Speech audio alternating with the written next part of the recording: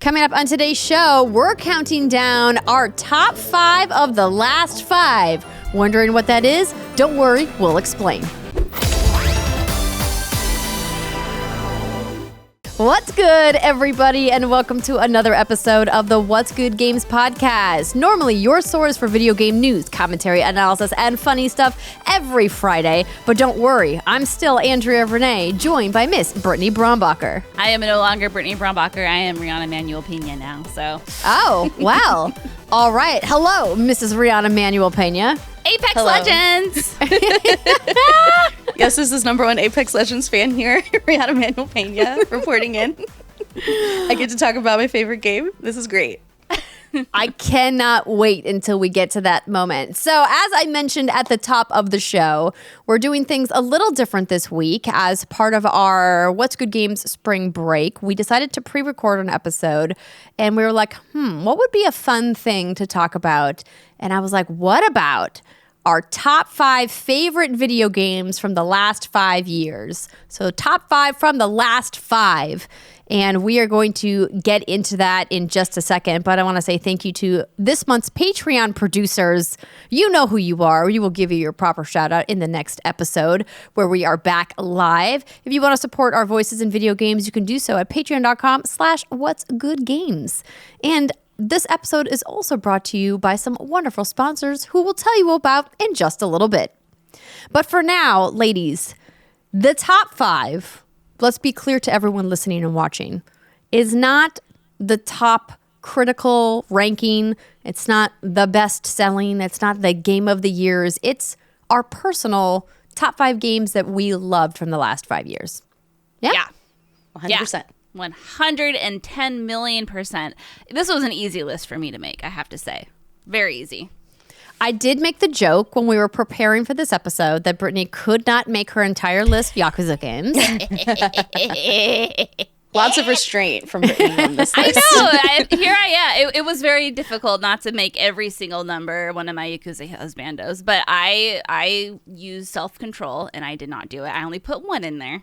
Spoiler alert. That is impressive. Just 1.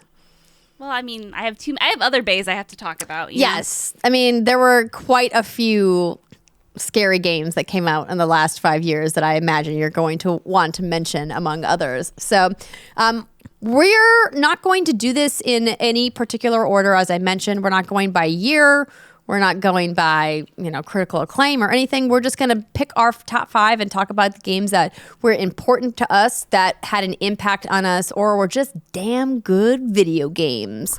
So we hope that you guys are along for the ride. Of course, we'd love to hear from you guys about what some of your favorite games in the last 5 years are. If you want to leave us a comment with your top 5 of the last 5, or tweet to us at whatsgood_games, let us know what your top 5 of the last 5 were. And so we defined that as coming out between the years of 2018 and 2022. Live service games are inclusive, meaning if it's a game like Call of Duty, for example, that game would count. But I guess I like how you use Call of Duty as an example when we all know you're talking about Destiny 2. But that's fine. I mean, yes. I think it would make more sense if I had said Warzone and not Call of Duty. Because Warzone is the persistent game that comes out and is updated, whereas Call of Duty is technically a different game when it does come out. So that was a bad example on my part. My bad. I could have said like Rainbow Six Siege, right? Yeah. Sure. But that game is not on my list. All right, Brittany, you are going to kick things off. I'm going to kick things off. And before I do that, I have to give a shout out to the year 2018. What a time to be alive. All of my games except for 1 are from this year. But I wanted to start it off with God of War. I almost want to say like God of War 1, the original. It's not the original. God of War 2018 is what we'll call it, ladies and gentlemen. And I mean, no surprise there. Andrea, I think this game is also on your list. It is indeed. This game, it was really weird. I've never had this before. It was almost this love at first sight with God of War. I think I remember telling Steimer this. Maybe I talked about it on this show at one point. But within the first 15 minutes of playing this game, just something clicked. And I remember it was the scene where Kratos is touching a tree. And there's some significance to that. And I was like, oh my God. I'm like, this game is going to be fucking incredible. And lo and behold, it was. And it was one of the only games that the only word I can think to describe it is masterpiece. I remember being in my kitchen when the embargo lifted and writing something about how this game is an absolute masterpiece. And then I loved it because the embargo lifted and my entire Twitter feed was filled with other people reviewing it. It's like masterpiece, masterpiece, masterpiece. It was just a really cool moment. And I think the thing that really just like I have to give this game a shout out is because it took me, someone who only knew Kratos from the first God of War on PlayStation 2, I think it was, right? I'd only played that game before, and I only knew him as this murdering, banging, horny, terrible guy. And I never connected with him as a character, never really cared about him. It felt like more I was playing an arcade game than a game about someone I was supposed to care about, right? And he had this uphill battle with his reputation with me, and I just became such a Kratos is the cool word stan. Are kids still using that word? I don't know. Yes, we can still use stan. Hey, I'm old. I don't know what the shit we're saying here.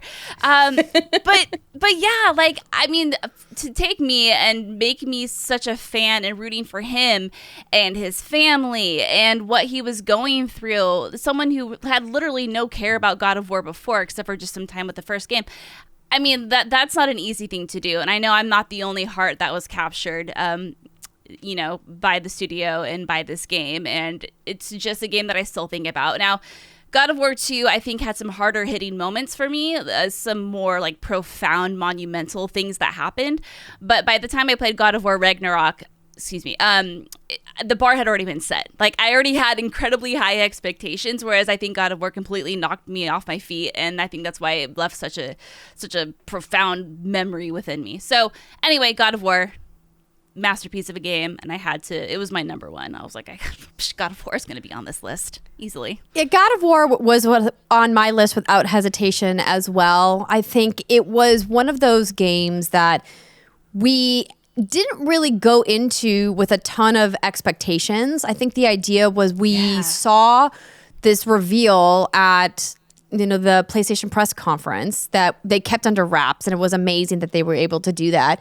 And then we had one gameplay preview of it, and that was a really big event that for What's Good Games, because it was, we were still pretty early on as an outlet then, and they invited us to come and play, and we did interviews with members from the team at Sony Santa Monica, and I just remember being wowed by what I saw in advance of the game coming out. And then when the game finally released, like you said, Brittany, just like a masterpiece of game making. I mean, we called it as such right after it came out, and it still is. And I think it's not even just like the story, because as you mentioned, the story had some really phenomenal moments and clearly like lots of good gut punches. But I think the thing for me that really kind of stood out in addition to the story was this incredible gameplay in this combat.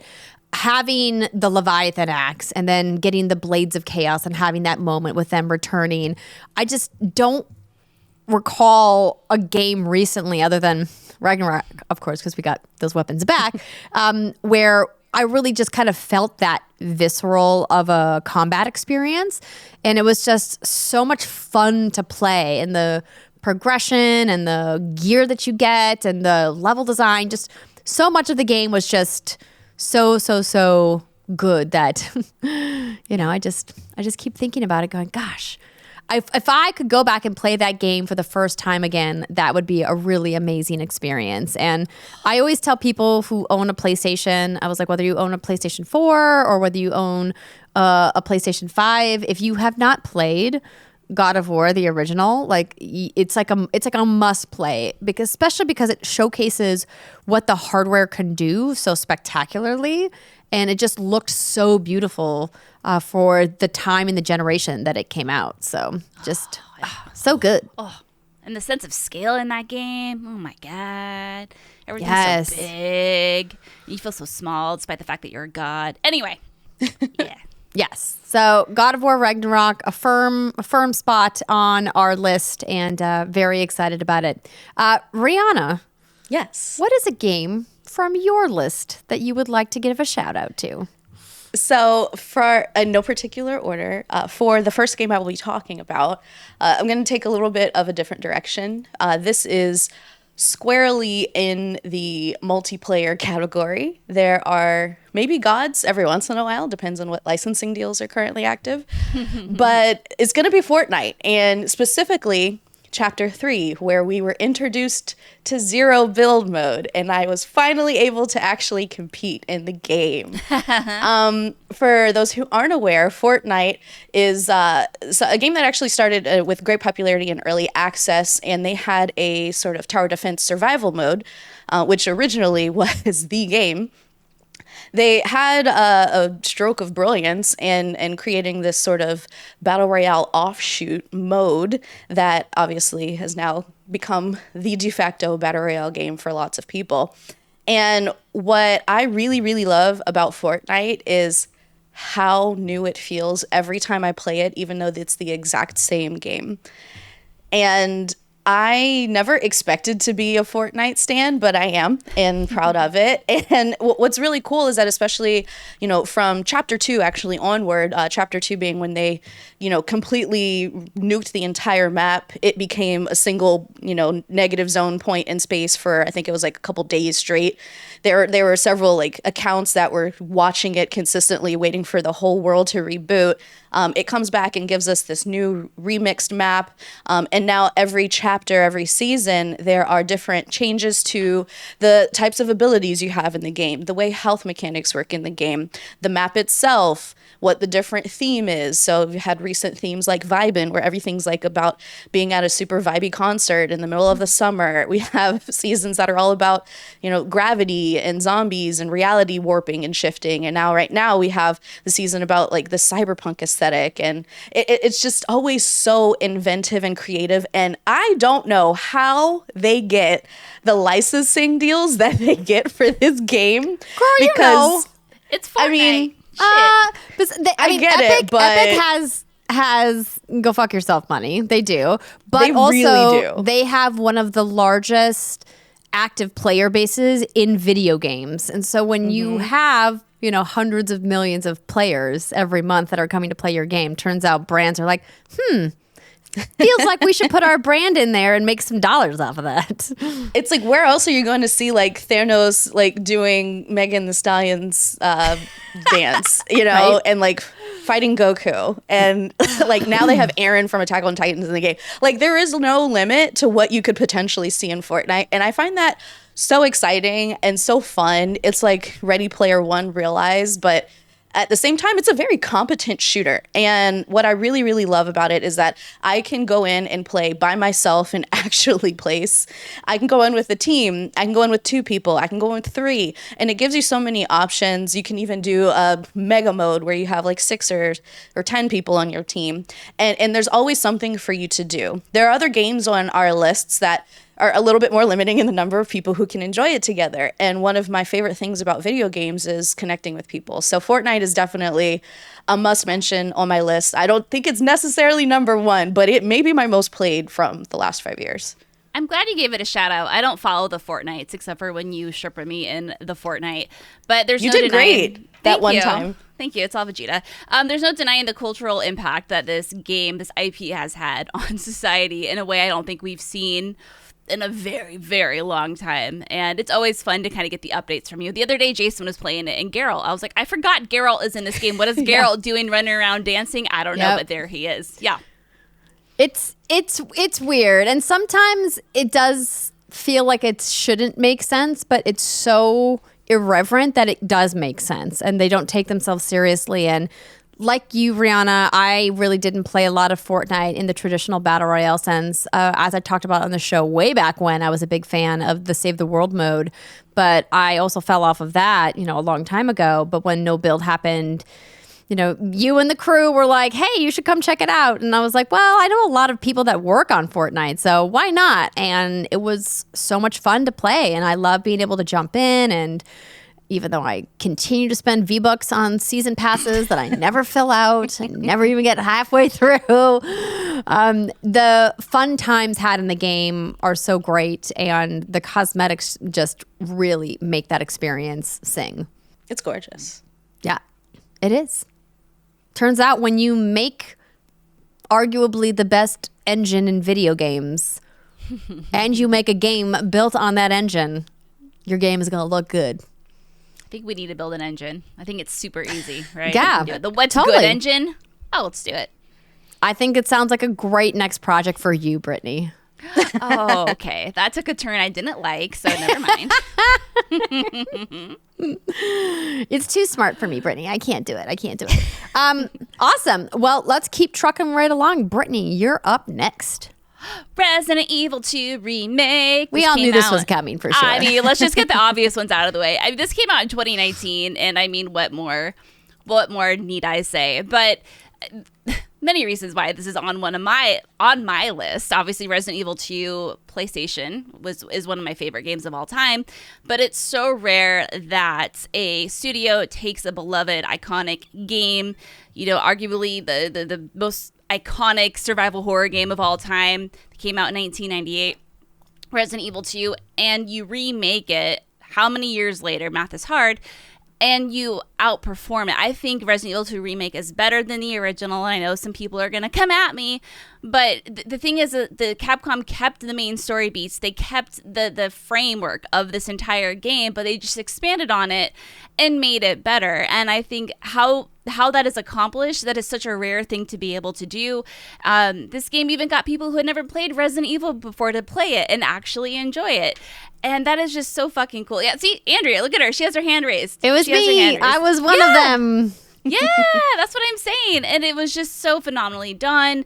The audio design, like the RE engine, I think this is what really helped put Capcom not back on the map, because they'd always been on the map, but kind of remind people like, hey, we had Resident Evil 4, which was killer. We had Resident Evil 5, which was kind of, Resident Evil 6 was kind of like, and then, it reminded people like, like we can still make incredible survival horror games. Even if it is a remake, we still have enough creative flair that we can make it even better than the original. And then, we got Resident Evil 3 Remake, which is, I got feelings. And then Resident Evil 4 Remake, which I can talk about because we're recording this. This is going to go live after embargo, which is like arguably one of my favorite games ever. It would be on this list, but the game came out in 2023. Anyway, Resident Evil 2 Remake is a phenomenal survival horror game and one of my favorites, and you should absolutely play it. Andrea, you played it. What did you think of it? Because, it's not your usual jam. No, it's not. And I was really impressed by the work that Capcom put into this remake. I mean, we end up talking quite a bit on our show about the finite differences between remakes and remasters. And man, it sure feels like remasters are a dime a dozen these days. And some of them are good and some of them are fine. But this as a true remake, meaning all of the assets were built from the ground up and everything was redone. And they've even, as you've mentioned, they changed some things. They rewrote some narrative things. They revamped gameplay, but they obviously stayed very true to what the original game was. It just was so well done, and it was so approachable and also accessible, which is something that the original Resident Evil games weren't, right? It was the reason I didn't play the original Resident Evil games is because I didn't want that feeling. I didn't want that, like that fear of playing an actual survival horror game and all that comes along with it. And I was like, no, thanks, I'm good. But, thanks to modern day technology and the ability to play baby mode, yes. I was able to make it through Resident Evil 2 Remake and experience all those things that you love, like the toilet paper on the shelf. Oh, and man, the sound of the liquors. Is that what they're called? The guys that hang on the ceiling? Oh yeah. Those are the liquors. Yeah. No thanks. Absolutely. But, I mean, and my boy, Mr. X, we hung out. Oh yeah, he's cool. We hugged a couple the guy times. That says stars. Is that guy? That's Nemesis. So Mr. X is the tyrant guy in the really adorable little hat, and he kind of like chases you around throughout the entire police department in Raccoon City. It's great, Ree. You would absolutely love it. I mean, you wouldn't. Sounds and on that super note, cute. you reminded me, Andrea, you can pay like $5, I don't know what it is now, and get like rocket launchers and buffs that make it so, the game is, you can't die, pretty much. And so, if that's a thing you're into also, like, hey, $5, God mode. Do it. Yeah, I mean, I didn't even play it on God mode. I just used the regular in-game settings and played it on, I think, easy or... I think it's called assisted, might be the... Yeah, I don't remember. Yeah, I don't remember. It was a while ago. It was. And I think like the idea that, that those games are accessible now is great. And obviously, like, the other remakes seem to be doing great. I mean, RE3 stumbled a little bit, but well, I'm assuming that the reception for RE4 Remake is going to be good based just on your, thoughts on the game. So. Oh, fuck. It's good when an embargo was a week before release. Yes. Generally speaking, for people who aren't aware, if the embargo is ahead, like far ahead of when the game actually comes out, it means the studio is pretty confident that the reception is going to be good.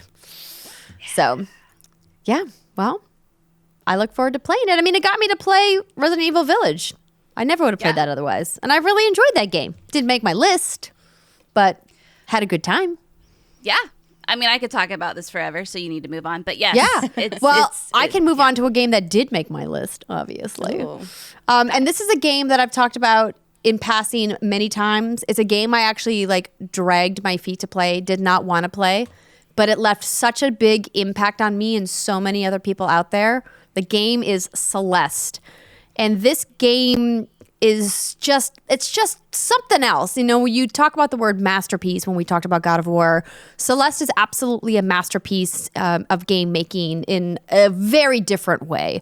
And the thing that I loved so much about this game is that, again, the accessibility settings really helped me enjoy my time with this game.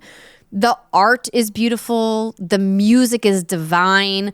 The story and the narrative about how this girl is facing her inner demons on a journey to the top of her own personal mountain and the challenges that she faces along the way and all of the hidden messages within that and not so hidden messages within that really kind of struck home with me about when I played this game. But also, it's so rare to get a game like Celeste that, kind of starts as this indie darling and then explodes into this really well-known giant game. And obviously, the creators of Towerfall, have made video games before and they know what they're doing. But something about this game I think really pierced through, and I really hope to get more experiences like that. And we have, right? Like, the idea of a super tight platformer is not a new one, right? I mean, look at the success of even other giant games in the genre like Super Meat Boy. Like, those games are persistent and people love to play them. And I think that was why this game resonated early on with the critical crowd. But I think it was able to go above and beyond that because of all of the other things that were done so well about the game. Because if it was just a really super tight platformer, I would be like, cool, that's nice. That's for somebody. It's not for me, though, maybe. But because of how they did the gameplay and the way that they incorporated it and just how everything kind of came together in the game, it was really what made it for me. And we definitely get a lot of lookalike games that have this pixel art style that kind of look retro, that really focus on really pixel perfect timing mechanics. But I don't think any of them quite have the magic, the je ne sais quoi that Celeste has. And so I had to give it a shout out because I never thought that I would love this game as much as I loved this game. And it really won me over. Yeah, I think you bring up a good point, too, because Jason is someone who doesn't give a shit about narrative. You can have the most profound story in a game, and he'll just skip right over it. I love him so much, but he loved Celeste because of the platforming, because of the trial and error side of it. And the reason I never wanted to play it, I watched him play it, and I'm like, oh, that looks terrible. But then hearing you talk about it, and you've been trying to get me to play this game for years, and I just haven't done it, is because of the narrative. And that is the reason I do want to check this game out. When that's going to happen, who could say? So it sounds like there really is something here for everybody. But, I just am dragging my What's ass. Great about it is that they have a baby-ass baby mode that's truly a baby-ass baby mode, meaning you can fall off the world and fall into holes and everything, and your character will just bounce right back up. It's like falling into a hole in Mario and having Mario literally just jump right back out of the hole and be like, oh, I'm not dead. It's literally like a no-die mode.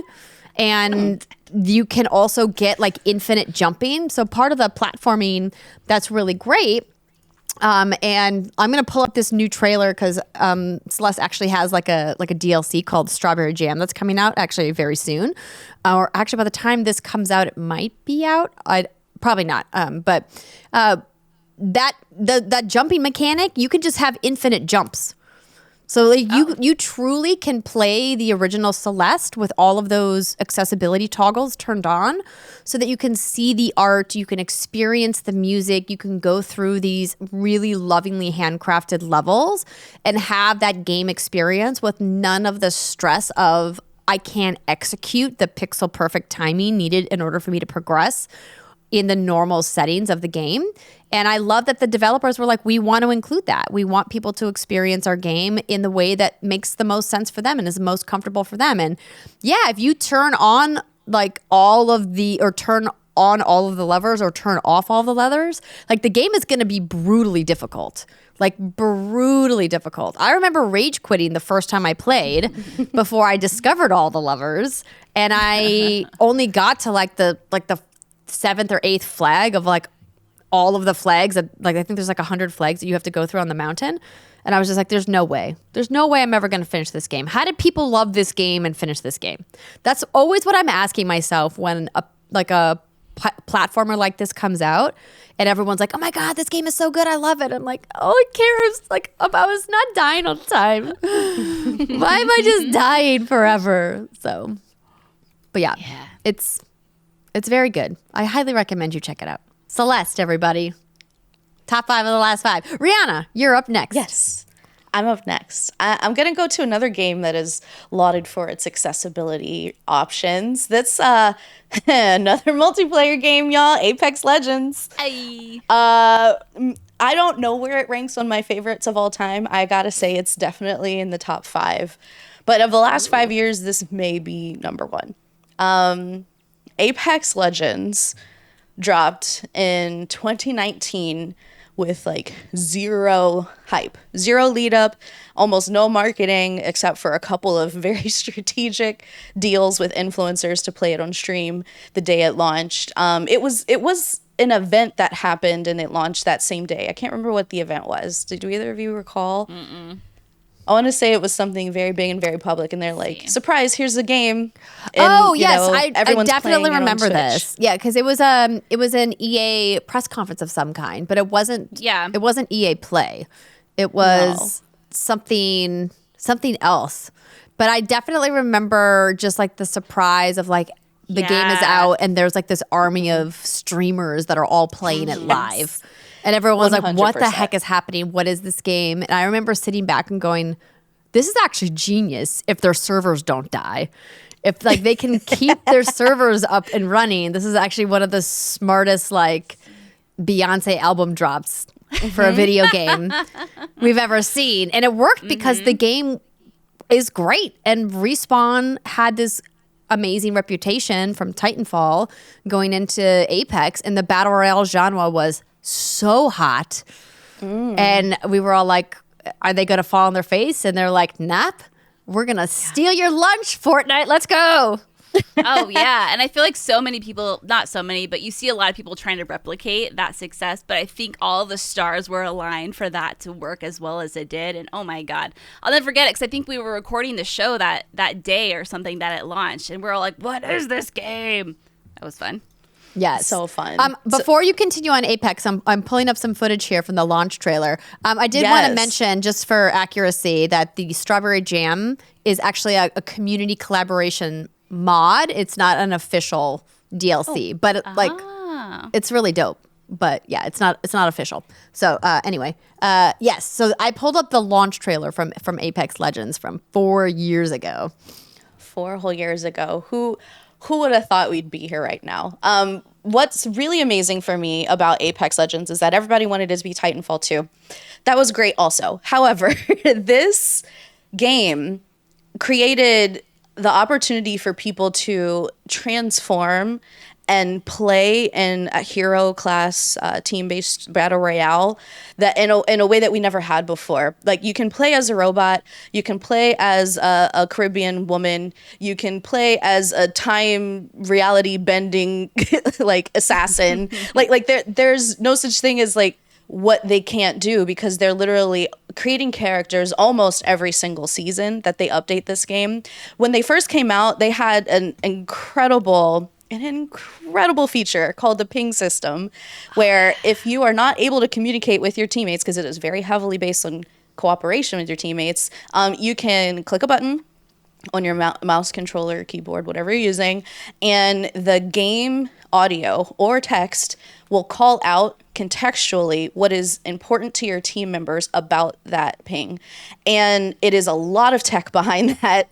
Your characters will passively communicate with each other and say, enemies over there, watch your six, someone's tracking us. And it encourages so much teamwork so organically without ever having to turn on a microphone. And as a woman who plays multiplayer games, this fucking changed my life. Like, being able to work with people without having to worry about who they think I am or who they think they're playing with or who they are, for that matter. Like, everything is out the window. You're just this character and you're just trying to win together. And the community around Apex Legends absolutely reflects that. They have amazing content even within the game, where you can put as part of your banner every time somebody sees your player count and, you know, your kills and your wins and all of that. You can have Black Lives Matter there. You can have Stop Asian Hate. You can have LGBTQIA flags in your profile. And Apex is just literally here for anybody who wants to be in a competitive shooter and play with friends or with new people that they've never met before. Everyone's welcome, and I love that approach to it. And then on top of it, Apex Legends is a really great shooter. Like, the weapon balancing is superb. They are constantly taking feedback from the community. It is a battle royale, but you're on teams of 3 or maybe 2 or 1, I guess, if you're really just going for it, feeling froggy. And you always have a chance. Like, there's always an opportunity for you to work with your teammate classes and like offset the different mechanics that they're going to prioritize based on your hero. And I don't know, there's something about this game that just feels so welcoming. And yes, it is a highly competitive battle royale, but it's the one that I like spending time in because I feel so free. And I think that's really beautiful and special, and nothing has done it the way Apex has. And I love it when you talk about the lore of Apex and the story of it, because that's something like, I mean, I don't pay attention to a lot of Apex anyway, but when you do, I cheer for you. I'm your number one cheerleader. I'm like, yeah, Rico, live your best life. But yeah, there's a whole ass like story and narrative and all that sort of stuff to it too, which is really cool. And I think probably goes a little underappreciated, but I always love hearing you nerd out about Apex. It's kind of like when Andrea used to go on her Destiny little like rants, and I would just be like, I'm here for you and I support you. Like when I talk about Yakuza, you know, that's what we do for each other. Exactly. Those good games. Yeah. Fuck yeah. Yeah. I still need to play with you. It's like, it was one of those games that was like, there's just too many. I have too many games. I can't do them all. I can't keep up with them. But hearing you talk about how much you love it, I feel like I would need to choose though, Fortnite or Apex. I play both. But I can't play both and keep playing Destiny and keep building my valley in Dreamlight. Well, that's kind of why That's I've the real put culprit. some of these things down for months 100%, at a time. But you should see my plaza. It's dope. Like, it's great. I bet it is. I can't wait to see it when multiplayer comes out. Soon. End of the year, probably. But, you know. Anyway, we're happy that Apex is so good to you and so good to the community. And clearly that game isn't slowing down anytime soon. And we will hear more about it on a regular episode of What's Good Games. Brittany, a game that we probably won't hear about because it's 5 years old now at this point. Oh. But it has a special place in your heart. A very, very special place. Yes, Divinity Original Sin 2 Enhanced Edition came out in 2018, and this is the edition that came to console and with some other new features. Anyway, so yeah, this is Divinity Original Sin 2, the sequel to Divinity Original Sin, developed and published by Larian Studios. Like, I don't even know where to begin. This is probably my favorite multiplayer game of all, ever and ever and ever of all time. And I love how lately we're seeing, I feel like, a surge of games incorporating multiplayer and co-op into their titles. And, you know, more often than not, though, it feels like co-op is more of an afterthought, or maybe there's some silly features that are missing from it, or there's just some weird hurdles you have to jump. I think about, here we go, Elden Ring, right? Like, I feel like trying to play Elden Ring with someone is just a huge pain in the ass. It's such a weird, clunky ass system. But then you have other games that do it super well. And at the end of the day, I think when people are playing multiplayer games, they just want to play with their friends and their family. And they want to be able to loot the same stuff, open the same doors, progress their game, whatever. Larian Studios has not only created one of the best stories and one of the best video games with Divinity Original Sin 1 and 2, but specifically 2, they've also made it a perfect multiplayer game in terms of you can play with your friends. You can play with multiple friends. You guys can progress your own stories separately, but in the same game. I can be on one end of the world. Jason can be on the other end of the world. And you can do anything you want to in this game, and the game adapts. An example, and one that I love to give, is, let's say you're in a dungeon and you come across a door, and the door requires a key. Well, if you don't have that key, you can go back and search for it. That might take, time. Or you can just smack the door for 20 minutes until it breaks. Literally, the door has a health bar. And Jason and I did this. We just attacked a door for 20 minutes while we sipped whiskey until we broke it because we were too lazy to go back through the dungeon and find the key. You can play with your friends and you can approach a town, and maybe this town has tons of side quests for you, or it's integral to the story or integral to your character development, whatever. Jason wanted to destroy everything and burn the whole town to the ground because he's, I don't know what his problem is. Anyway, so but that's what he did. He used fireballs and he set the whole town ablaze, and he killed lots of important NPCs, and I wasn't able to progress some of my side quests, but the game builds for that. Or, maybe he'll try to steal a key off of someone and he'll mess up his sneak and they'll catch him, and now the whole town is mad at him, and meanwhile I'm right in the middle of closing out a quest, and I'll never be able to close out my quest because everyone got mad at us and tried to kill us. Like, this game is just so brilliant, and you can tell this is a game made by a studio that loves what they do. There's so many silly things in this. When you're playing it, you can just tell someone in a board meeting was probably like, yo, we should add this really funny thing to this game, and they're like, all right, go for it. Like, there's so much stuff in here that doesn't make sense, but it works because it's so whimsical and funny. And the fact that you can experience all of this epic RPG with tons of progression and customization with someone seamlessly, it's just so unheard of. And like I said at the top of this, I'm glad that we're getting more games that are starting to incorporate co-op. I think about Wo Long and how it did co-op way better than Elden Ring. Don't at me. Listen, I don't think anybody has any ground to stand on with that statement. But because it's their vision, Andrea. Elden Ring's multiplayer left a lot to be desired. I'm not saying it was completely broken, but it wasn't good, okay? No, it's not good. It's a really clunky system, and it's bad. I'll say it's bad. And even Wild Hearts, I think, does co-op way better than Monster Hunter. So I'm hoping that, and I don't know how much of a role Divinity has in that, or Larian Studios as a whole, but I imagine it's some. And so I just hope going forward, we can get more of these seamless co-op experiences. And there's just no one who does co-op better than Larian. And I'm so excited for Baldur's Gate 3 to come out this summer. Oh my God. I remember when you were playing that game, it consumed your life. And I really wanted to get into it, but it was the turn-based part of it that I was like, this just isn't scratching the itch that I wanted it to scratch. But yeah, so no, I mean, girl. you got more Larian coming though. Oh, I got more. That new Baldur's Gate 3 trailer looks pretty good. Oh.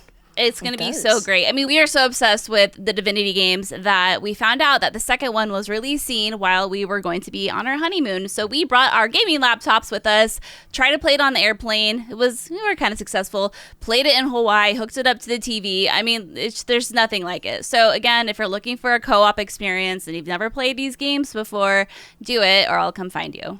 I mean, you heard her. Don't at her. Before we continue with our list, I want to take a short break for a quick word from our sponsors. This week's episode of What's Good Games is brought to you by Factor.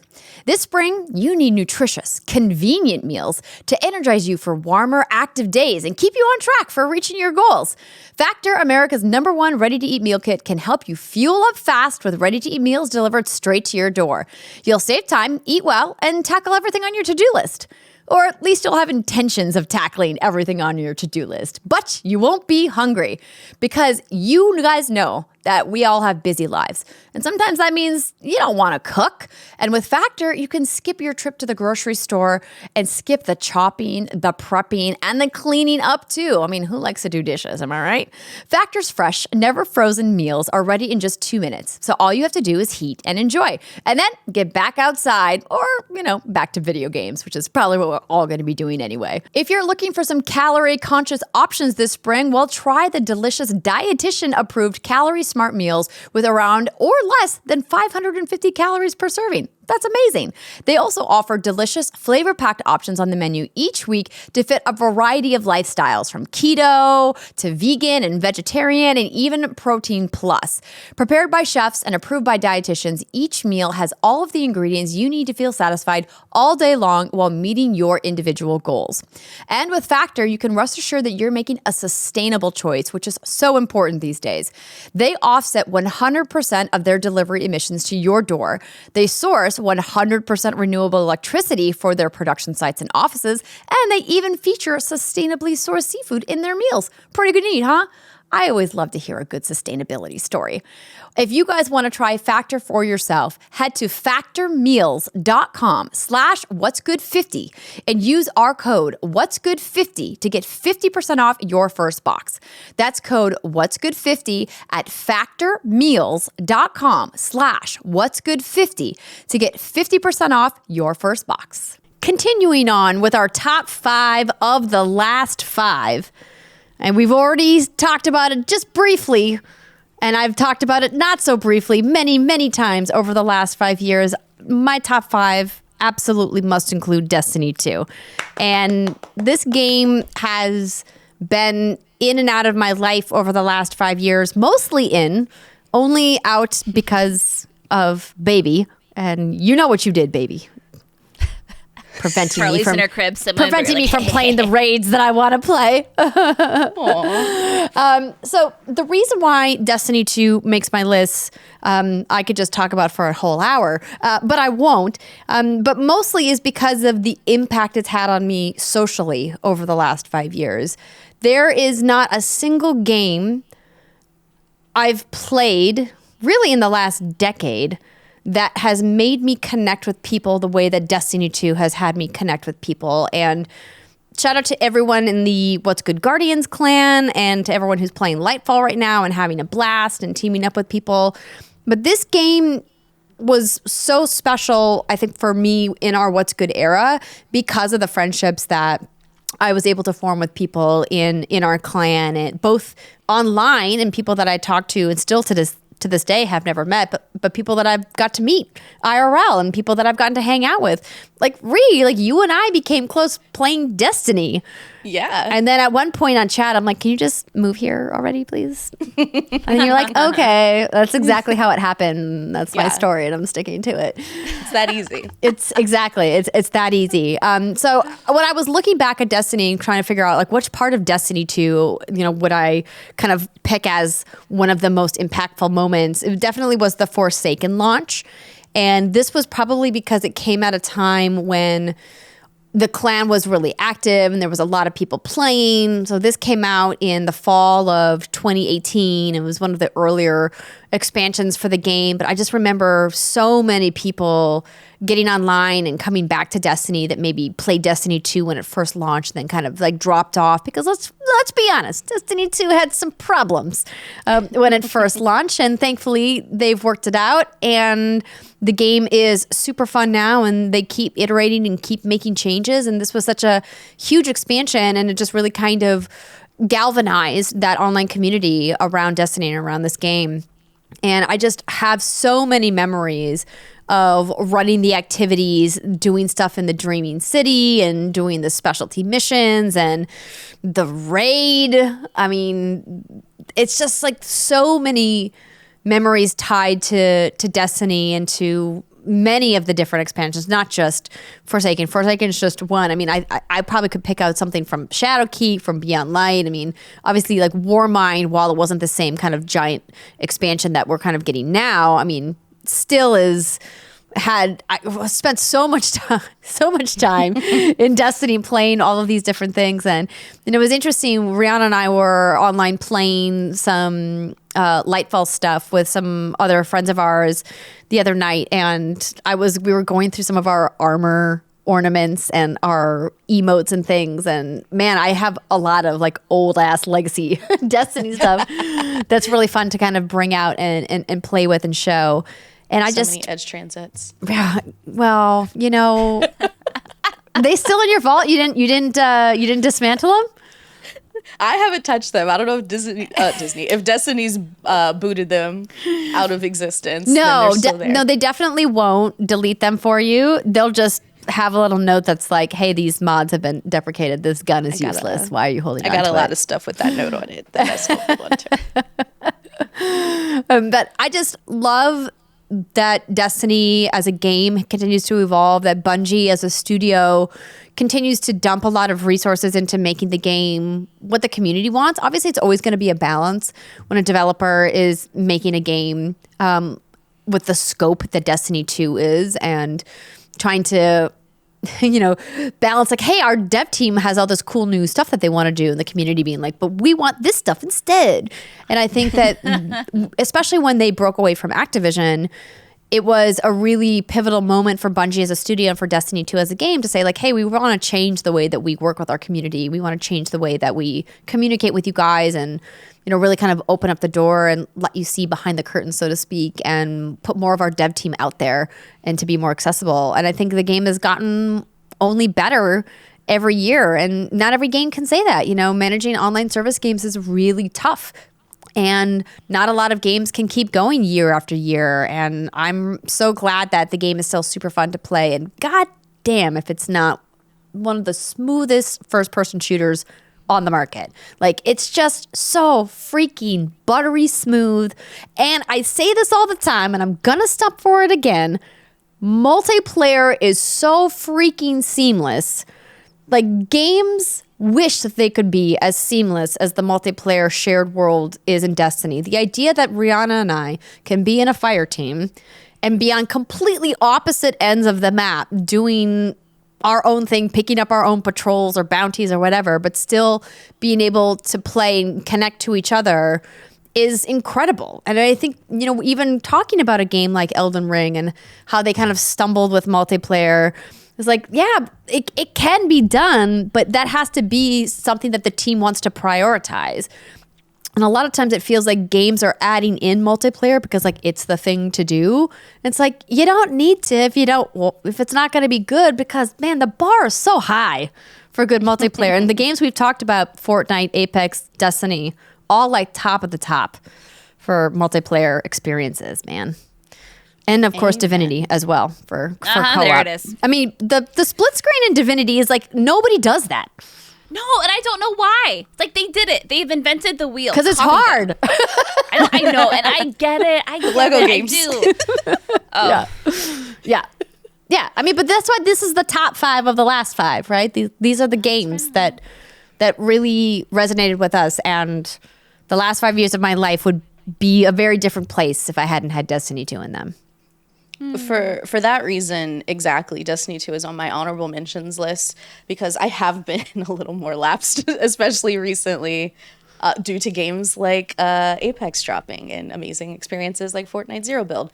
But I will say the relationships that I have formed because of Destiny 2 will stay with me for the rest of my life. And I am so grateful to Bungie, to the What's Good Guardians, for getting me through some really hard times and helping me out with some dance practice, because there's a couple of dance moves in that game that I have very much enjoyed doing while we're waiting for people Every to be time ready I in the see tower. dance emotes in the game, I'm like, I wonder if Ree's going to make a video on this one. I think about it often. There's a lot of really good ones in there. I think that's your new TikTok account. Baby girl. Destiny dances? Uh-huh. I mean, there is a lot of Destiny dances. Oh yeah, I've spent so much Bright Dust. It's been a lot. Oh my gosh, I can't there's got to be it's got to be like on the wiki or something, like how many there are out there. But I was just going through some of the old emotes, and I was like, man, this game is big. It's been out for a while. It's almost like Destiny 3 should become a thing. Bungie, hint hint. But yeah, I'll never forget dance parties in the tower when one person just starts it and everybody's just like, hey, here's 25 people who don't know each other dancing in this stupid little tower dance off. It's so great. It's so good. I just like the memories. Like there's this one raid. I'm trying to remember which one it is. I think it wasn't. Maybe it was maybe it was Last Wish, where there's that section with the witches, and I remember running it with you and Maria, and I don't know if it was Benjamin was playing with us. Snake, I think, was playing with us, and some other folks, and we just like.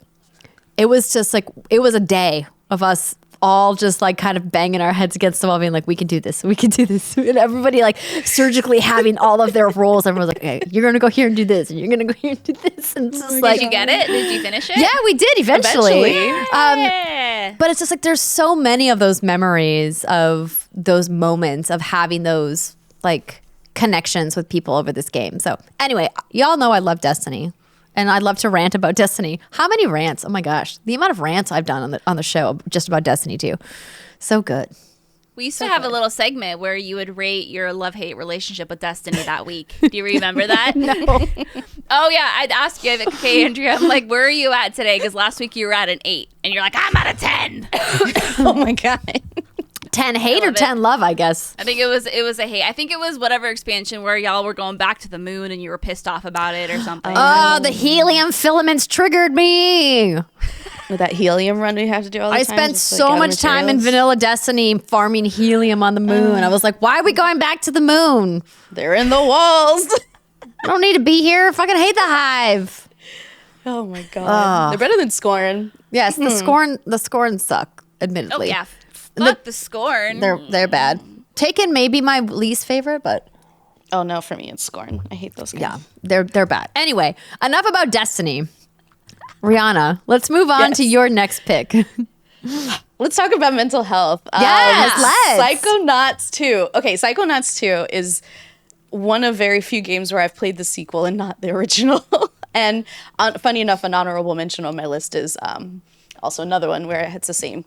I didn't play the original and I love the sequel. Psychonauts 2 is like a personality trait at this point. I love telling stories. I love when we can talk about mental health openly and honestly and with a sense of humor and with an air of positivity and shared experience. And let's make some cool shit out of panic attacks because they happen and we're allowed to keep going after they do.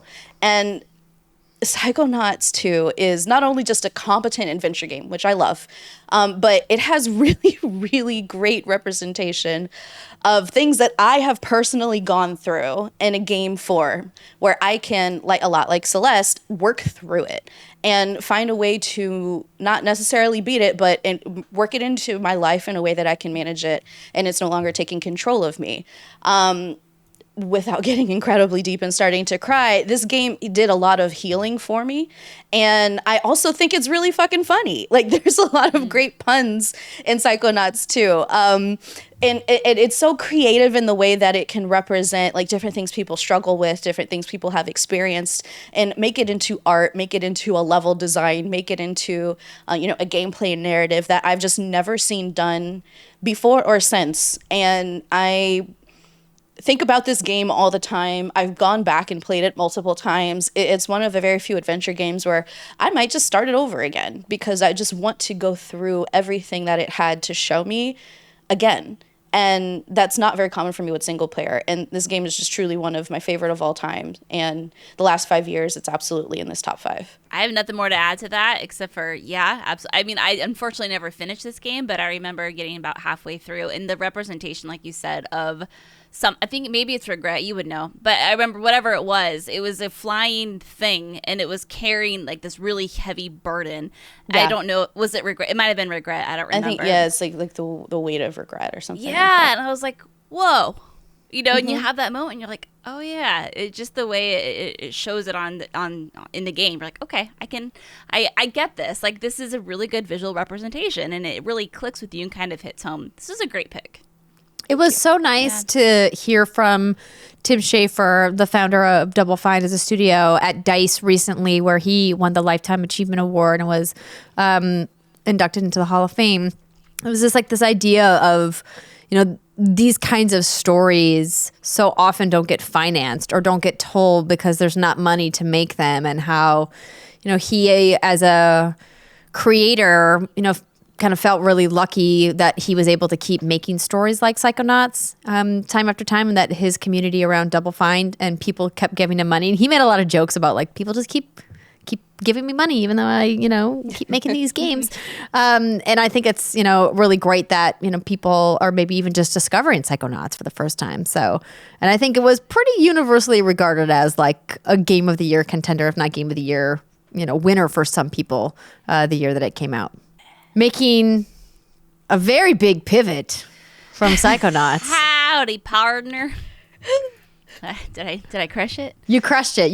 I'm Thank so you. glad that I you was picked in this the game, South. though, because I hemmed and hawed I know. about whether or not I wanted to include this game. But I didn't. know. But you did. I know. I did. So you can help me talk about it. Yeah, so this is Red Dead Redemption 2. This came out in 2018. What a year, 2018. I know I already said that, but I'm going to say it again. What a year, 2018. Yeah, so Red Dead Redemption 2. Obviously, this is technically a prequel to Red Dead Redemption. And it was a game that I had wanted for a very, very long time. I had said a prayer to all the video game gods practically every night. Every E3 would come around because this is the year we're getting the announcement. Never was until we finally did. This game just got me by, I guess, for lack of a better term, the balls, if you will. I dreamed about it every night that I was playing it. Like literally, I would dream about what I was going to do the next time I fired it up. I woke up and my hands were in the position like I was holding a controller because I was playing in my sleep. Like, and it's so rare that a game grasps me that way. And I know the slow pace and the slow animations in this game really threw a lot of people off. It's, okay, you're going to loot something. Okay, get off your horse. Like, bend down on one knee. Like, What, you didn't push want to do X. the touch, touch, touch, touch, touch. Okay, I got it from the pockets.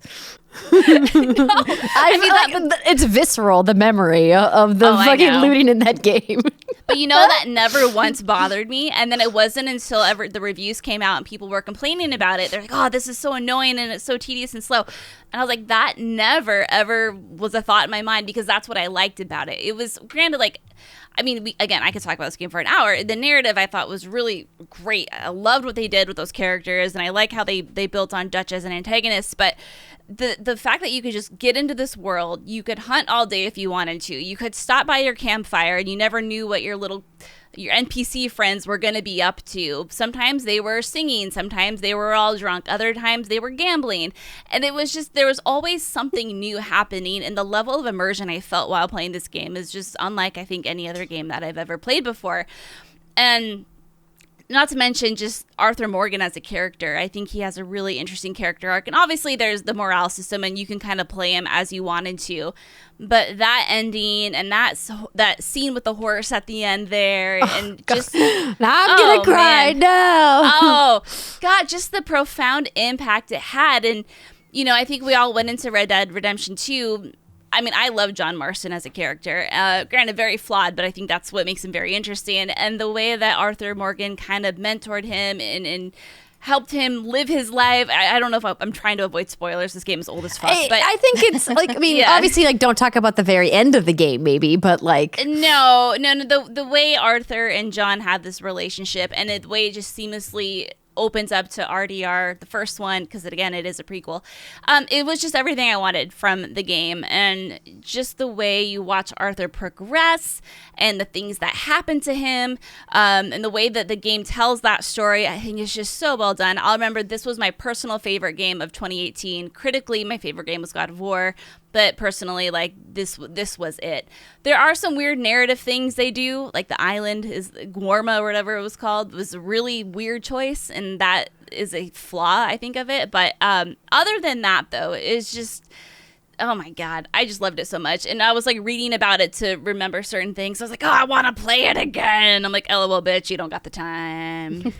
Yeah, it's one of those games that absolutely left an impact on me as well. And I never finished the original. It was just like too many things going on. I just couldn't deal with how long that game was. And this game was very long as well. But I think what was really interesting about what this game did so differently and did so well is, like you mentioned, the immersion. And this game was so innovative from a technical standpoint that I think a lot of people forget just how talented of a studio Rockstar is. I mean, we don't need to sing Rockstar's praises, too much, because clearly they know just They're how financially struggling. Yeah, they know. Yes, they are that tiny indie studio of Rockstar Games who's sold billions of dollars every single year. They're fine. But I think what a lot of times goes overlooked is, in addition to the games being popular, is like they actually do a lot of really innovative under the hood stuff as well.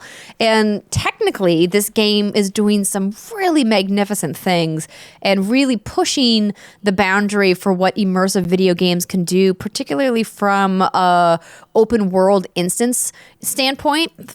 I remember this game had those moments where you could just be on your horse riding from one town to the next, because there was a really bogus fast travel system, which we're not going to bitch about right now. Yeah.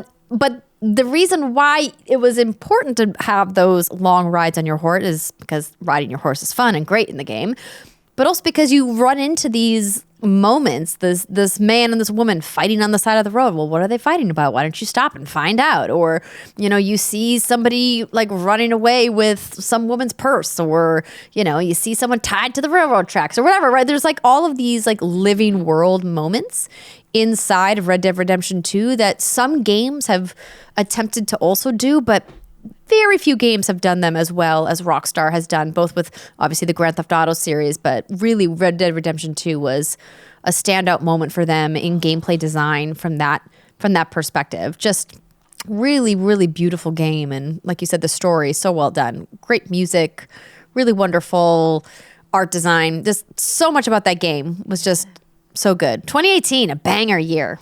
That game should have won a lot. That game should have swept every award that it was nominated for. But Sony Santa Monica came in and was like, let me just put my axe on the table real quick. Okay? They kind of do that a lot, huh? Yeah, they just slap their yes, on the table. Exactly. Yeah. But yeah, good pick. Excellent pick. So many good games. It almost makes me want to go back and replay these games. Wait, who's got the time? Who's got the time?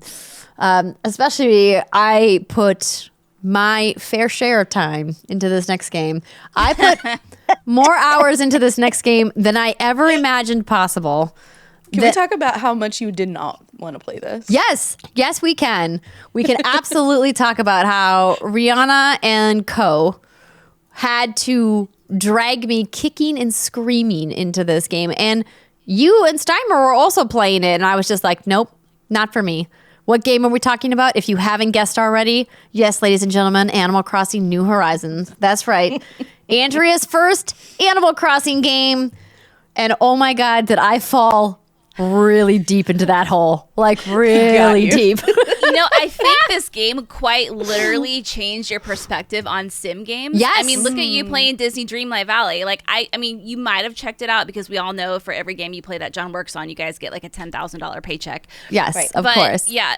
But seriously, like it's been really interesting watching you go through this journey and loving these sim games. And it's like, who are you? I mean, I love it, but it's interesting. It's fun. I don't know who I am. I think I honestly didn't realize how much of some of these sim games is just decorating. And I think that's it for me. It's the farming part, like farming sims in particular, I know you love, but like the farming part I could do without. But for me, it's the decorating that I'm like, okay, this is what hooks me, what keeps me up until like 3:00 in the morning, making sure every flower is planted in exactly the right spot. And then like laying down my pathways and then changing my mind and being like, okay, take it all out and redo it and do it the other direction instead. I never in my life joined a Reddit community before Animal Crossing New Horizons. I'm not joking. Like I just don't do it.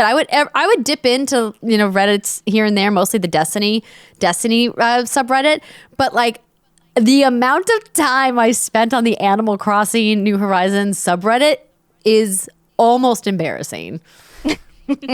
But there's so much good stuff there that there was just something about this game that, again, it was that multiplayer moment for me, even though the multiplayer, again, is really bad. But it was about the connection that I had with other players through Animal Crossing. And it also was my pandemic game, right? It was the game for a lot of people, that game, that comfort game, that thing that it's not going to be stressful for me to play this game. I can boot up Animal Crossing and just go and pick fruit from my trees, say hello to my villagers, dig up some fossils and not have to worry about what my high score is, if I'm competing head to head, and what my kill death ratio is. Like none of that, right? Like, and that is what I needed during that incredibly stressful time for all of us. And boy, oh boy, did I not anticipate to be there like 800 hours freaking later. Holy crap. I mean, you definitely weren't alone. Like, as we know, Animal Crossing was almost like, you could almost call it the pandemic game. Yeah. To the point where, like, Gary Whitta has this amazing, Animal late night talking, talk right? show. Oh, yeah.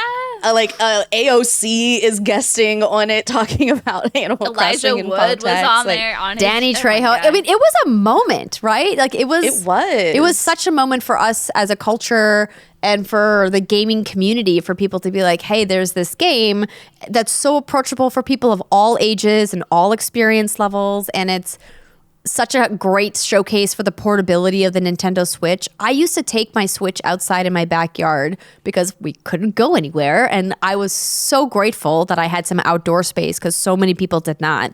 And I would drink my coffee in the morning and just sit outside and play Animal Crossing and be like, okay, today's going to be probably a tough day, but we're going to get through it. And I'm just going to look up some new t-shirts today that I'm going to download from somebody's shop at Animal Crossing. And maybe that'll be my fun, relaxing thing to do for the day. It really kind of like centered me and kept me sane. But man, the turnip game, I'm not here for that anymore. Oh. Thank goodness I don't have to do that.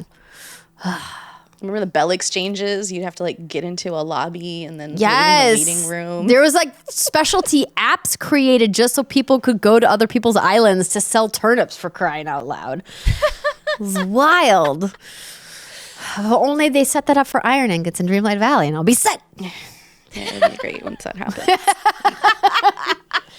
Just so much iron. Everything takes so much iron. I don't know why. You just gotta keep crafting. Use Keep all tweeting of, about it. I know, right? They'll listen to me. They did put more iron ingots for sale in Christoph's shop, but it's not enough. I'm like, I need more, please. But you know long as they what's don't funny have about Egg me Day. saying that right now, even calling it out? I was playing the other night, and it reminded me of, speaking of Tim Schafer as well, of what Tim Schafer said when we were on Gary's show together. Because remember, Tim was on when the three of us were on Yes. Gary's show. Yeah. And he said, the thing I love about Animal Crossing is it reminds me that I can't have everything I want when I want it. It has taught me that life is about being patient. It's about taking your time. It's about thinking about the things that you want to invest the time in. And is it going to be worth it to wait for it? And I was like, God, is that deep? Is it? Oh, no. And then it was. Like, it really made you stop and think like, wow, I shouldn't be thinking this deep about life because of a life sim game, but it really is making me go, do I need all these things in my life? Is this fulfilling for me? Why do I have this desire to have everything right now in front of me immediately? Is that going to make me happy? Is that going to give me the satisfaction I want? Maybe for like a couple minutes, and then it's like on to the next. And Animal Crossing just forced you to slow down and be like, hey, you know what? You don't have enough bells for that thing. Tom Nook still has your loan and you can't expand your house. It's going to take time, but you'll save up your money and you'll get a bigger house someday. But that day's not today. And I'm like, God damn, the reality is fucking Animal Crossing. I remember that because that also hit me too, because one of the issues I had is, unlike most farming sims that I play, you can't progress time as you want to, right? Yeah. You can't just go to bed and wake up and then all your crops are grown. You have to be present and in the moment and appreciate what you have in front of you and do what you can with what's in front of you. And I'm like, God damn. Like, okay, I get it. Thanks, Animal Crossing. Yeah. Animal Crossing New Horizons. I was going to look up just how many it's sold now because it set so many records for Nintendo. It was a Switch seller too. Yeah, absolutely. And nobody anticipated Animal Crossing being the banger as far as critical, like as far as sales, like global sales that it was. I think everyone knew it was going to be, good and be another Animal Crossing, but I don't think anyone was like, whoa, can we talk about just how many millions it has sold? 39.38 million copies as of June. Wow. Total sales, it says 40.17 as of September of last year. my God. And according to the Wikipedia page, on November of last year, it is now the best-selling game in Japan of all time. Of Wow. course it is. Of all time. That's wild. You know, it's just the right. I mean, I played Animal Crossing because I thought I would like it. Turns out I didn't like it. It was too slow for me, so I didn't take Tim's advice. I should have. Not enough farming. Not enough farming. Yeah. You know, you mentioned that the pandemic game, and I was thinking about it, and the only one I think that could rival that would probably be Among Us. Yeah. Yeah. That was the other one everyone is playing. Yes, that was a huge pandemic game. Yeah. It was, yeah.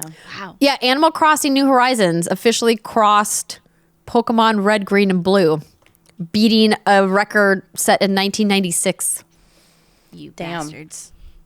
Yeah, there it is. That's why we haven't gotten those games on the virtual console. Animal Crossing's fault. All I want is them to put more out, and they were like, no, we're done making content for Animal Crossing New Horizons. Enjoy what you have. This is what it is. So now I'm on to the Dreamlight Valley. There we go. It lost you. Anyway, I had to talk about it from top 5 from the last 5. Huge game for me, and huge game for a lot of people. So, Riana, Yes. you're up next. My next game. I can talk about this quickly because I've talked about it a lot before. Not surprising anyone, it is another game where I have really great experiences playing with other people because connection through games is the theme for me. Tetris Effect Connected is one of my top 5 games of the last 5 years. It technically came out in, I believe, 2018, but I didn't play it until 2020. And that's because I didn't know about it. Somehow the marketing missed me. I don't know how. Because, I mean, Tetris plus, you know, playing against / with other people, right up my alley. But my husband, Danny, introduced it to me. And it's one of the games that he, myself, and his brother, now my brother, all played together.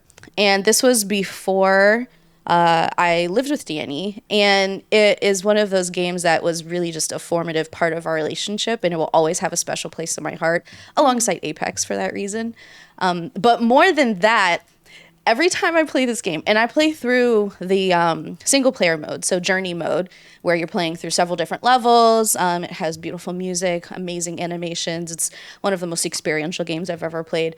Every time I go from, level 1 to the last one, I can't remember how many there are, and I hear the end credits music, I cry.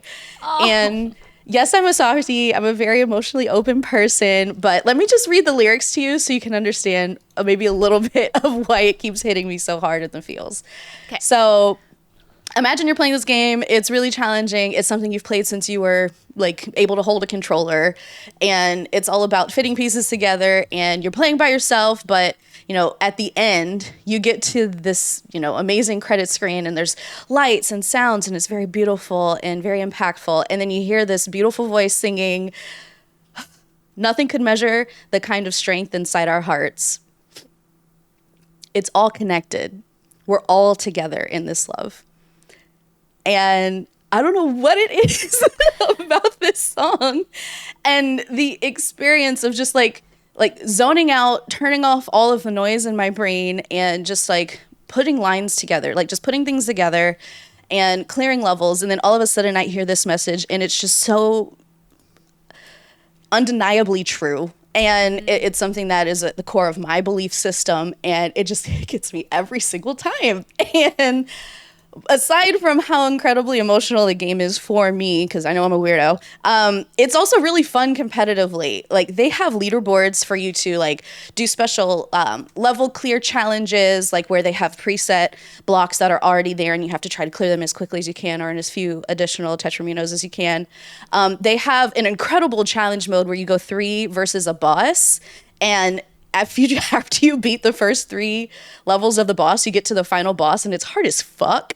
And I thought I was good at Tetris. Danny and his brother thought they were good at Tetris. This shit is really hard. It took us days. And then after you clear the 4th boss, surprise, there's a 5th boss. Oh, those bastards. It will kick your ass. And this game is just... I've never made it to the end. I give up. It's so hard. And I also love Tetris, and I just can't. It's so hard.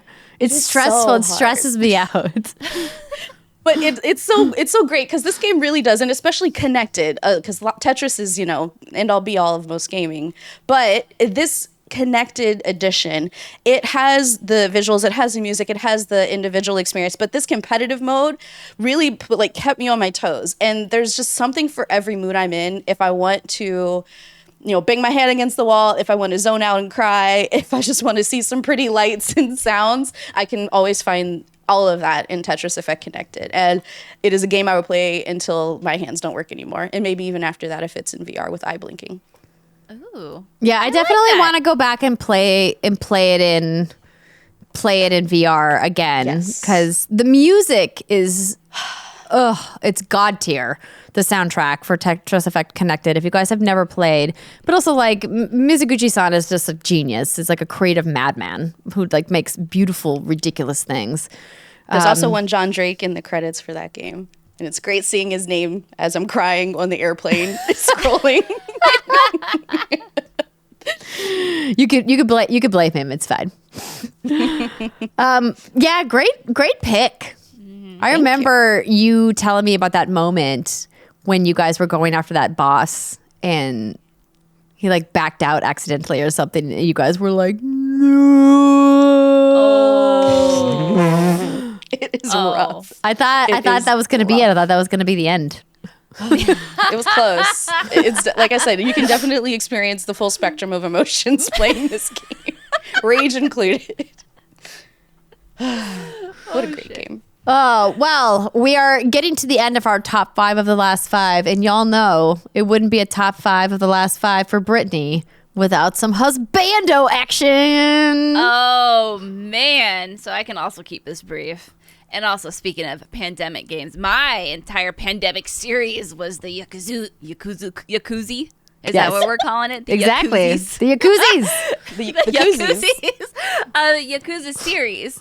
And, I can only pick one. So I picked Yakuza Kiwami 2.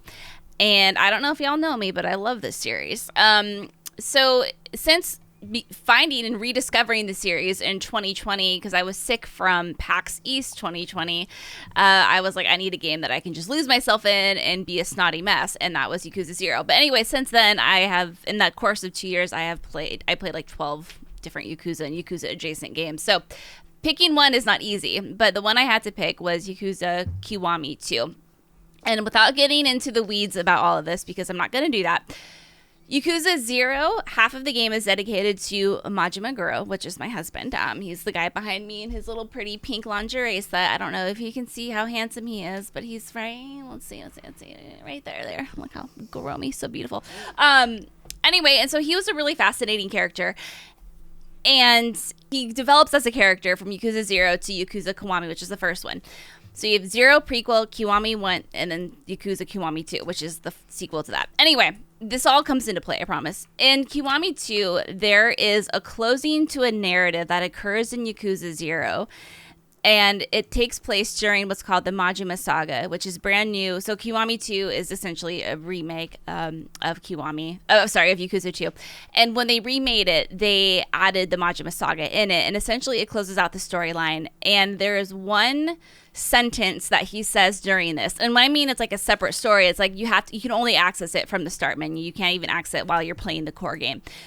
When he says this one line, I can say it's like, you worked out some knots I've had for 18 years. Those who know that one line is better than entire stories in some games. It is so emotional and it has such a heavy impact. And that is because of the character Majima is and the way you watch him evolve from Yakuza 0 to Kiwami 2. I know I always preach, play all the Yakuza games, ha ha ha, LOL. I know realistically no one has time for that shit.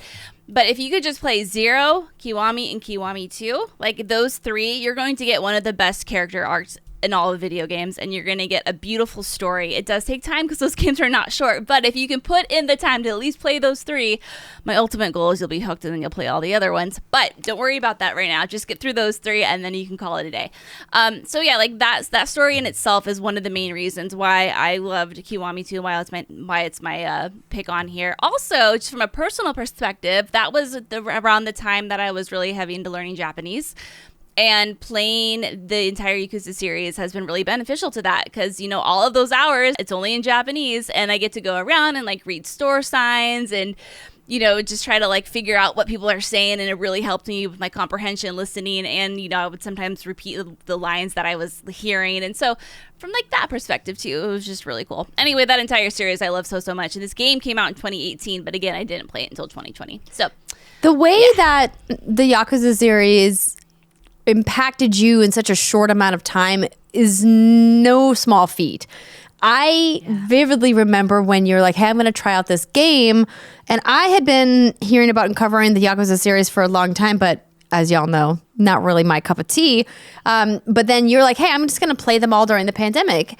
And I don't think any of us anticipated you falling as hard into those games as you did and becoming, Yakuza fan number one. And I think it's been so fun to watch you discover that entire franchise and what people around the world love so much about that. And obviously there's been a lot of that franchise that hasn't fully penetrated in the West, pun intended.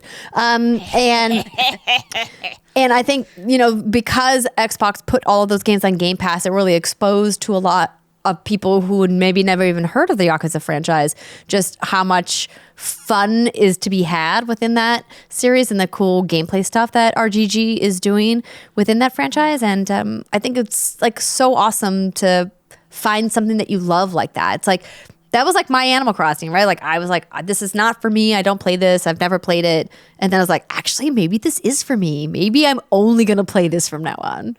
Oh, yeah. It was 3 a.m. and I remember finishing the first Kiwami, and I had Kiwami 2 downloaded. And I'm like, I'm going to start this tonight. And then I fell asleep. But yeah, I mean, we all coped in our own ways during the pandemic. Yeah. Some of us with abs and some of us with apples that we picked from trees endlessly. It's fucking eggs fine. everywhere. Oh yeah, Ree and her eggs. Guys, that's a fun clip. You had to pull that one out of the vault. Oh God.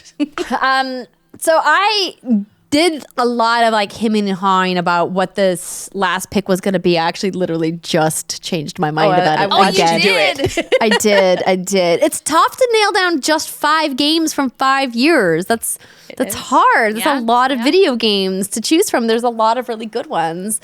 And my honorable mention list would be very long if we weren't, trying to keep this succinct. But I love the Assassin's Creed franchise. I've played every single Assassin's Creed game that's ever come out. I've been a fan for over a decade, probably almost going on 2 decades now. It's close. And I love what they have done with the franchise. They've taken many twists and turns over the years. Some people are here for it, some are not. Britt, as a Resident Evil fan, I'm sure you can relate. Like, that franchise has gone places gameplay-wise and narratively. It's gone places. And sometimes the team that makes the thing you love makes a cool decision, and sometimes you're like, I don't know how I feel about this decision. But what I really loved about what the Assassin's Creed did is they made a game called Assassin's Creed Odyssey. And they really set the groundwork for Assassin's Creed Odyssey with Assassin's Creed Origins, which was the first kind of foray into a more open world RPG versus a more linear type of storytelling and action adventure stealth action that they were doing previously. And I don't think people were ready for just how massive of a change Odyssey was from not only the original Assassin's Creed formula, but also from what they really kind of started with Origins. And I just fell head over heels in love with Assassin's Creed Odyssey because Cassandra. This is the first time that you got to choose the gender to pick man or woman for your assassin, which is something we hadn't gotten before in Assassin's Creed Odyssey. And I love that they did that. And I love that the 2 characters actually felt different. I mean, I didn't really spend that much time with Alexius or whatever. He's fine. He got all the marketing, like whatever. Cassandra Bay, okay? Like, she was so good. I want her to pop my head with her thighs. Man, and they had like cool romance options in the game, which Assassin's Creed had never done before, which was really incredible. Here, let me pull up I'm pulling up a launch trailer. This was also a game that I spent a substantial amount of time streaming, and I didn't typically like to stream single player games because anyone who watched me stream knows I get real bad gamer face. Just kind of like zone out, like really focused on what I'm doing. And I just love all of the options of this game. Clearly set in this fantastic time period of, ancient Sparta, and the armor sets that you could get were really cool and fantastical. The mounts that you could get, the cosmetic. I feel like Assassin's Creed Odyssey was the reason we added like a best horsey category to the What's Good Game Awards. Yeah, actually, I think you might be right. So many good horsies from Assassin's Creed. I just had so much fun exploring all the different islands and sailing around on my ship and going around and going on these various missions. And the story of this game just did not end. It's like 3 separate major plot points that all come together at the very end. And I even know that there's a lot of people who probably never saw the final end of this game because it took like 150 hours to get there, which is bonkers. But there was just so much to do, and it felt like I was never going to clear all the fog of war on the map. You know how you get a map and you're like, I must go to every single tower and clear it out. I must see it all. It just took so long because this world was so big. But it all really just felt alive, and it felt so much fun to explore all the different locations. And I just loved the direction that they went, and I was all for it. Yes, were there some sacrifices along the way? Were some of the stealthy elements of the game kind of sanitized? Sure. But man, I got to jump off of stuff with no fall damage for once. It was something I could spec in the skill tree. And that was really cool. It's the little things, man. It made me feel like a superhero in an Assassin's Creed game, which we hadn't really got before. And I know that people are listening to me like, yeah, because you're supposed to be an assassin, not like someone who goes in and just kills everybody. But I was always more of a swords blazing kind of a girl in Assassin's Creed anyway. And I just loved this game. And I was looking at all of the different Assassin's Creed releases over the last 5 years, and I was like, which one would I pick? And like, without a doubt, Odyssey was the one for me. Spent a ton of time in this game. Because I remember I played maybe for like 20 hours and then I burned out like I do with every other AC game. But I remember that was, I feel like, the last time that this series got so much fanfare, where everyone was just like so genuinely hyped. Because again, like, what do you mean I can play as a woman? What do you mean there's this new open world like idea about Assassin's Creed?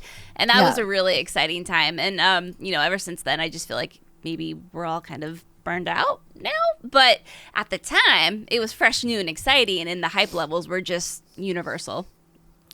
Yeah, I definitely think that, we don't need to like dissect all the things that, they could do differently with the game. I think the whole idea of open world games has absolutely been done by everybody now. Everyone's like, everyone wants to have open world. Let's make all these experiences 200 hours.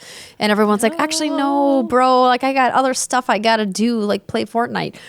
So it's, I think that, they're hopefully going to pull back. But what a value, though, for gamers that don't have money to buy something every single month.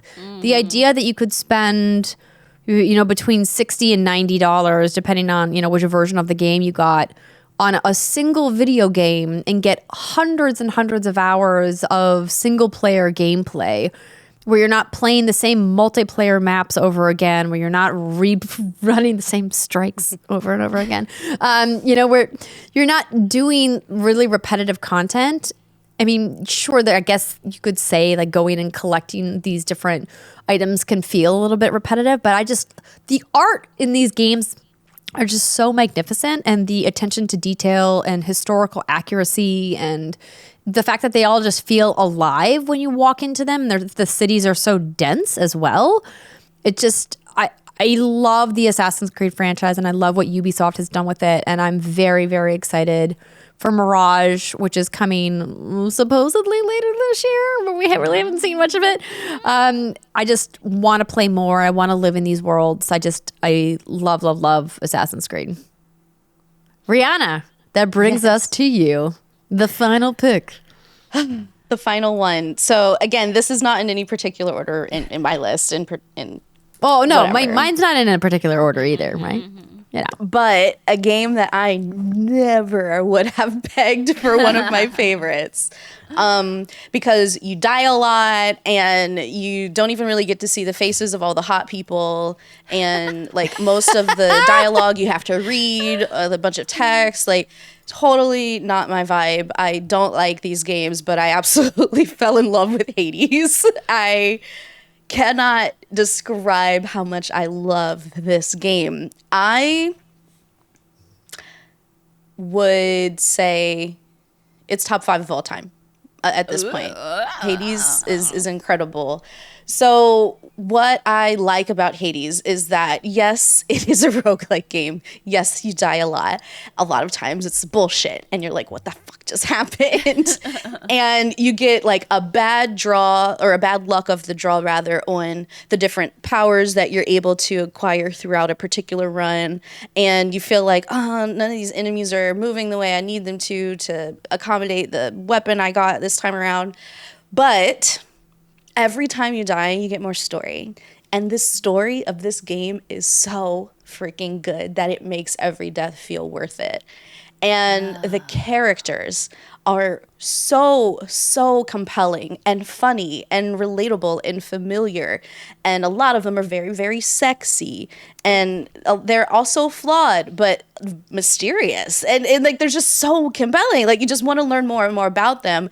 I am eager to go die in this game because I know I'm going to learn something new. Do you know what I mean? Like, they give you enough. No, I don't. But like, I love the way you say it. Yeah. I mean, they give you enough of a carrot to keep chasing it over and over again. And the unlockable, like, for the completionists, I feel really bad for people who need to unlock everything in this game, because you can beat the final boss and the game still isn't done. I'm on run 50 something. I've put like 100 something hours in this game.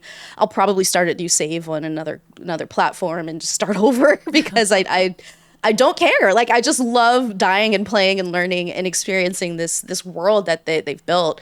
And there's, even after you actually beat the game, like get the true ending, there's still more story to unlock. There's still more weapons and loadouts and characters to get to know. And there's just truly, like, I feel no end to this game. And if we're talking about bang for your buck, like it's hard to find a better deal for the amount of money you spend and the amount of content you get with Hades. And not only that, but like the art style is really, really beautiful. It feels really snappy.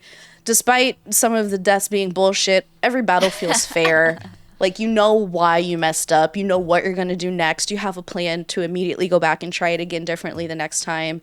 And even when you get back to your home base, you can like change the drapes or like add some flowers. And there's even some decorating in this game. Like, there's Did I see fishing earlier? You can fish. Oh. You can fish. Hot men There's fishing. secret Let's go. bosses. Like, there's so much to unlock in this game, and it is truly delightful and a joy to play. The writing is stellar, and it might be top 3. I don't know. This game is really fucking good. She's hyping herself up. I am, It's and I'm so so excited for good Hades too. that it made Supergiant, the studio that does not do sequels, announce a sequel. I'm so excited for Hades too. And this is best roguelike of all time and one of my favorite games. And Has it I am changed so your happy. mind on other roguelikes? Are you more willing now to check out roguelikes because of Hades? I have tried other roguelikes. I won't name them because I don't want to shame anyone. None of them have lived up to Hades for me. I mean, the bar is very high for Hades. I feel like they have kind of set themselves aside in the roguelike genre and really made themselves, you know, a hybrid mashup. Obviously, it's a very much a traditional roguelike in a lot of senses. But what they did is so phenomenal in terms of gameplay design that it's kind of like, well, without outright copying them, you know, can you make another roguelike like Hades? Oh, the OST is filled with bangers too. I am fucking begging for another release of the vinyls because I can't find them for less than $500 on eBay. Holy crap. It's so good. The music is so good. God, this game is really good. I recently just bought it on Steam Deck because you kept talking about it, and I own it on Switch where I started playing it and then never finished it. And I'm like, well, I guess I gotta go back and do it again. So I bought it on a sale recently, and so I'm like, all right, let's go. Let's start Great over. playing game. Hades. My gosh, what a phenomenal trip down memory lane for some wonderful video games and some really incredible times in our lives over the last 5 years and experiences that we got to share. And some of them we got to do together, which is even better. Yay. I love it. So to recap the top 5 of the last 5, God of War 2018, Resident Evil 2 Remake, Divinity Original Sin 2 Definitive Edition, Red Dead Redemption 2, Yakuza Kiwami 2, Celeste, Destiny 2, Animal Crossing New Horizons, Assassin's Creed Odyssey, Fortnite, Apex Legends, Psychonauts 2, Tetris Effect Connected, and of course, Hades. Ooh, you know what I love about this list is there was only one crossover, which was God of War. Other than that, all different games. I think that's great. Yeah. Go us. I think it really just shows the different style of games that we all play. Absolutely. And we had a couple like honorable mentions on the list, but I feel like that's just a runaway. Like we'll just be here all night talking about all the games that we want to give honorable mentions to. So let's just cut this exactly where it is. Thank you so much to everybody for hanging out with us. Like I said earlier, we'd love to hear from you guys what some of your top 5 of the last 5 years has been. Again, 2018 to 2022. Leave us a comment below. Shoot us an email at contact@whatsgoodgames.com. Tweet to us at whatsgood_games. Write on our Facebook page, on Patreon, in the Discord. Let us know. And we'll see you guys next week. Bye, everybody. Bye.